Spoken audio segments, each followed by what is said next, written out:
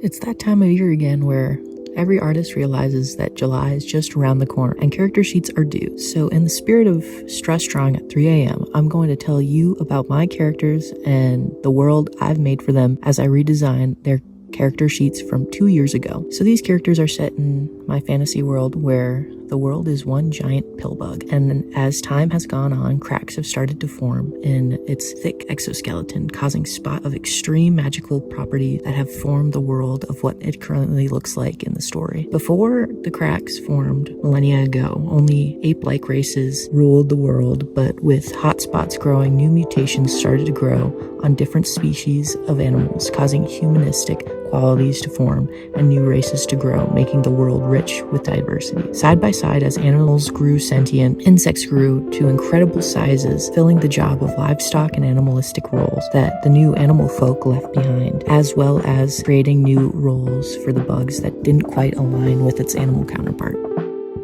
Paper is where our story starts. She worked side by side with her mentor as head mages in their kingdom. As an avian born, she hones incredible amount of magic power. In her youth, she struggles with controlling it, but slowly learns with her mentor's guidance. And though still prone to outbursts, they grew old together, both taking on teaching roles at the kingdom's prestige magic school. One day, her mentor goes missing, and in the depths of her sorrow, vows to bring him back no matter what. That is when she brings it to the king's attention and is given a soldier to join her. Kai is a dragonborn immigrant to this kingdom. He originally came to be with who he thought was the love of his life. He quickly married and was pressured by his wife to join the king's army as her father was the general, and wanting to please his new wife, he does. Things seem happy, years go on, they live well off and eventually have kids, and he adores his daughters. As time goes on though, cracks have formed in his relationship that slowly seeped into his job. Suddenly his father-in-law assigns him to a quest to find a lost mage that rips him from monotony. Though given to him in a form of malice, a space away is a saving grace, but in retrospect, all he wants is to get back to his daughters as quickly as he can. So he takes charge of the mission, and to his dismay, traveling is much more complicated than he thought.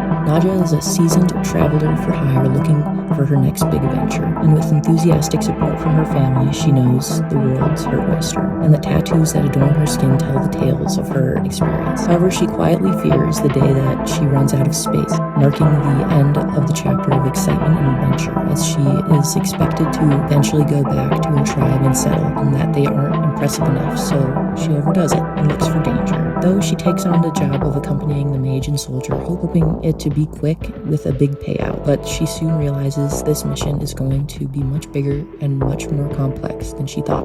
Caramello is a simple rabbit folk working on his parents' farm with his extensive amount of family, but it gets boring chopping carrots all day. So when a group of random travelers stumble into said farm looking worse for wear, he unintentionally gets attached to the morons and takes it upon himself, sure that they don't die from poor travelers' diet. Joining the group, he makes sure to keep the travel interesting, surprising the others with random skills, many being used for mischief. Elfie is another traveler for hire, but more often hired for his strength than his survival skills, due to his size as a minotaur. He comes from a small town in Highland Minotaurs that hides in the depths of a mountain range, so traveling out for work is common. He was finishing up a job when he was recruited by the mage after their mischief-having cook started a bar fight, with the minotaur joining in and wiping the floor with the opposing bar patrons. After a few weeks of travel, a situation goes awry, causing most of their equipment to be lost and their cart scorched. They make a desperate trip to his home village to regroup. Thorn is the final addition to the group. They are an elf that is a refugee in the small mountain town, doing any job asked of him. They mainly work for the mechanic and the tavern, with both owners being close friends, and treat them like their own child, which ticks off Alfie incredibly due to the fact that the tavern owner is his mother. When the group comes to the village, Thorn joins them in the tavern as they talk about the adventures they've gone on and the struggles that come with them. And the barkeep recommends a mechanic, and the group agrees, inviting Thorn to join them, unbeknownst to Alfie, who isn't too pleased with the idea. And that's just the start of the adventure. Well, that's what I've got so far. What do you guys think? If you liked what you've heard, let me know, because I'm trying to get the motivation to get this off the ground. Or attack me on Artfight at something. I think it's at Get Rex. I'll link it below.